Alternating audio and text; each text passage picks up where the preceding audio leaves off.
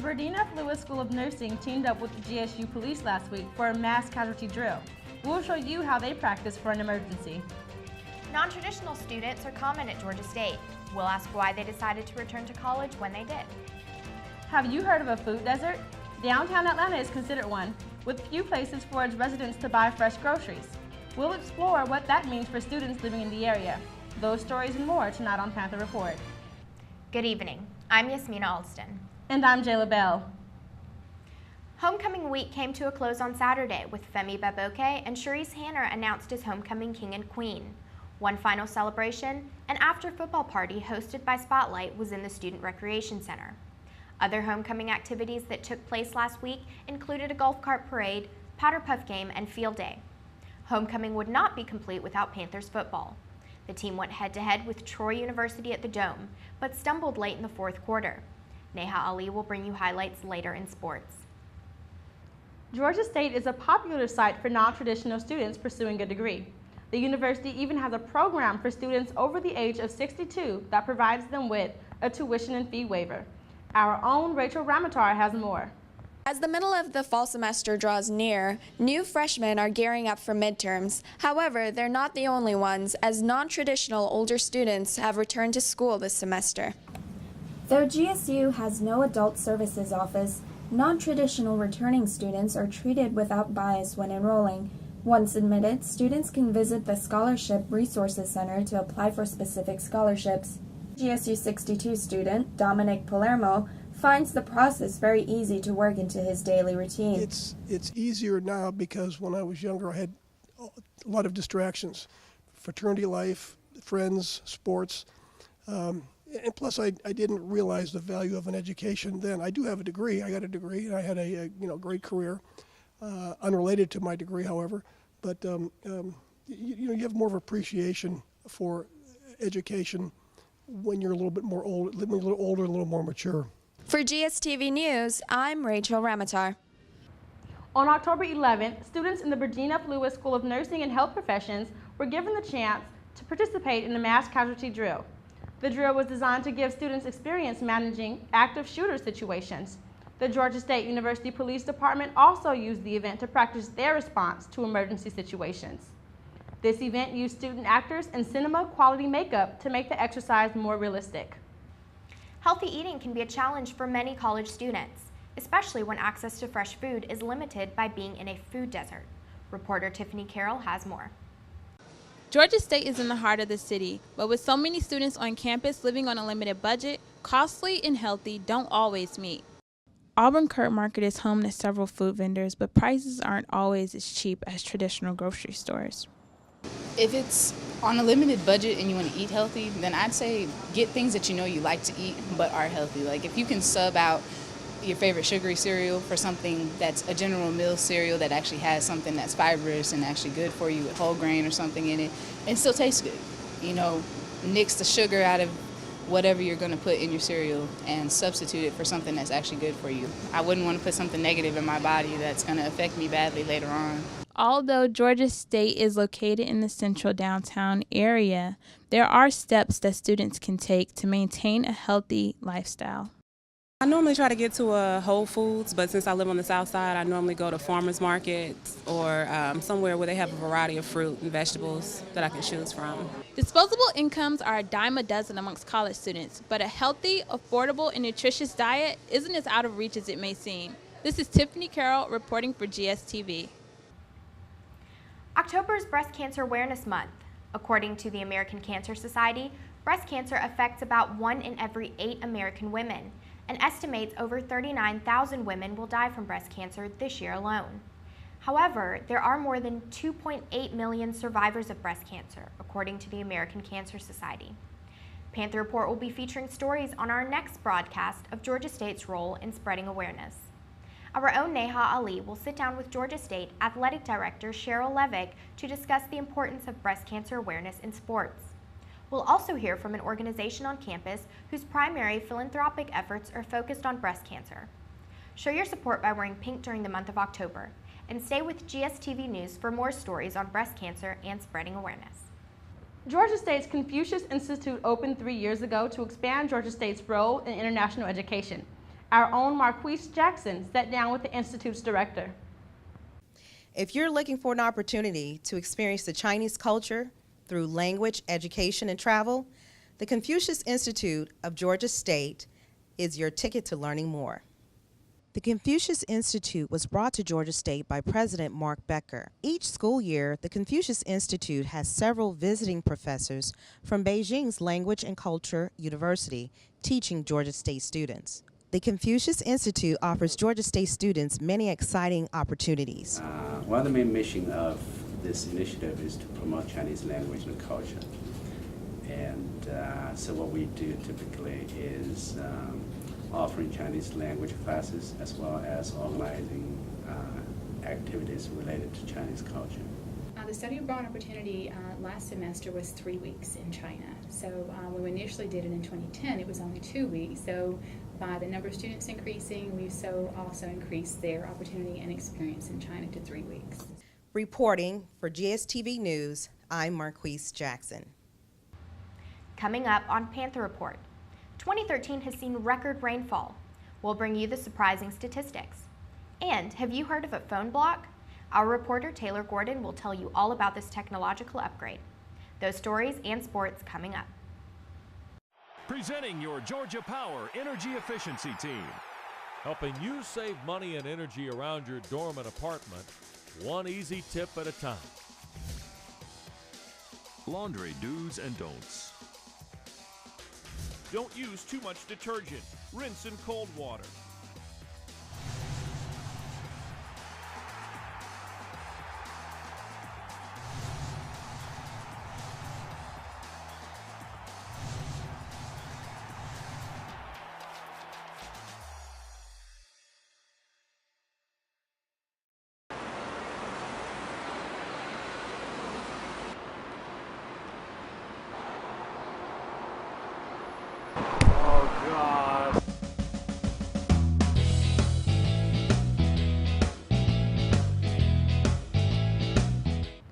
Georgia State University's BioBus program has been traveling to local schools for years. So what can young students learn from the laboratory on wheels? Alex Ositis has more. The BioBus program, based out of the Petite Science Center, is giving students around Metro Atlanta an opportunity to learn more about biology, as well as interact with some of Georgia State's brightest graduate fellows. The 30-foot van-turned-mobile science classroom teaches elementary school children about some of the more complex science principles, but in an understandable way. This is our bag baby. This is part of our DNA's elementary. We've got days 1 through 8. This is day 2, and we talk about dominant and recessive genes with the kids, and they learn about traits, and at the end product, they make their bag baby. Fellows involved with the BioBus feel important contributions to science education are being made because of Georgia State's involvement. Some schools, they're not as privileged as others, so when we go there, it's really amazing stuff, Reporting for GSTV News, I'm Alex Ositis. We're halfway through the month of October, and so far this month has been the driest in terms of rainfall. As of this broadcast, Atlanta has only had 2 rainy days in October. 2013 has already set the record for most rainfall in the city with over 51 inches of rain since January 1st. July has been the wettest month of the year with nearly 8.5 inches of rain falling over a 17-day period. In total, Atlanta has experienced 102 days of rainfall this year. To see more Atlanta rainfall stats, visit gstvonline.org. The Distinguished Alumni Award celebrated its 50th year, honoring 4 outstanding alumni last Friday in the Student Center. Recognized this year was Coca-Cola International President Ahmed Bozer, attorney Ronald Freeman Sr., Community Foundation of Greater Atlanta President Alicia Phillip, and Lee Armstrong Lumpkin, former general manager of Charlotte, North Carolina ABC affiliate WSOC-TV. Congratulations to our distinguished alumni. Construction of the new College Football Hall of Fame is moving right along. The structure replaces the former green parking lot of the Georgia World Congress Center at Marietta and Baker Streets. College football fans can expect 30,000 square feet of exhibit space along with the 45-yard indoor field. The facility is expected to open in the fall of 2014 and is projected to have an annual gross income of $12.7 million. What is a phone block and can it benefit you? Reporter Taylor Gordon has more on the story. Dutch designer Dave Hawkins has created a new concept for cell phones that will essentially keep consumers from ever having to purchase a new device. The concept is known as phone blocks, and it will essentially create a cell phone that's built off of separate modular pieces or phone blocks that will be easily replaced when the phone goes out of date or gets damaged. Instead of buying an entirely new phone when it's time for an upgrade, consumers can buy a much less expensive new block that will upgrade the software in the phone they already have, which will cut down the cost of replacing and repairing phones significantly. However, Hawkins emphasized that it is up to larger phone companies and technology companies to get behind this idea in order to create a new, competitive, and cost-efficient product. What these guys are doing with Phone Block is really cool because they're sort of saying that whatever you want to have in a phone, whether it's, a bigger speaker or a bigger camera or better music, that's up to you and you can make that call. And I think that's really kind of cool. While some critics aren't sure if the concept is a realistic idea, Best Buy mobile electronics manager BJ Harvey thinks phone blocks is a viable concept. I think it's very possible. I mean, there's so much that's happening with research and development right now, and especially around phones because they're so popular, the way people connect to the internet and social media. I think a phone like that would really appeal to customers. I think that they'd like the ability to know that they have a future-proof device, so to speak. Unfortunately, a lot of tech experts don't believe the technology will be available to make the phone blocks design for another 10 years. And that means students will probably be buying another latest iPhone or Galaxy before they can get their hands on the phone block. I'm Taylor Gordon for GSTV. Sports with Neha Ali is coming up next on Panther Report. Presenting your Georgia Power Energy Efficiency Team, helping you save money and energy around your dorm and apartment, one easy tip at a time. Phantom Load Unplugged. Phantom Load is power consumed by electronic devices while they are turned off or in standby mode. Plug your devices into a power strip and turn the strip off at bedtime.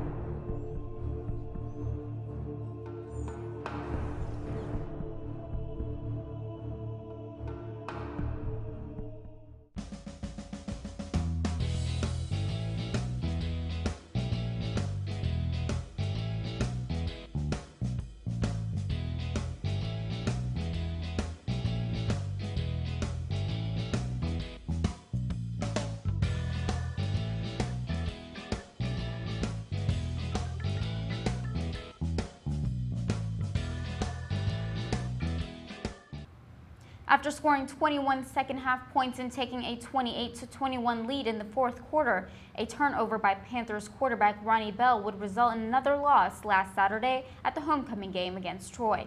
Reporter Davon Kimball has more on the game.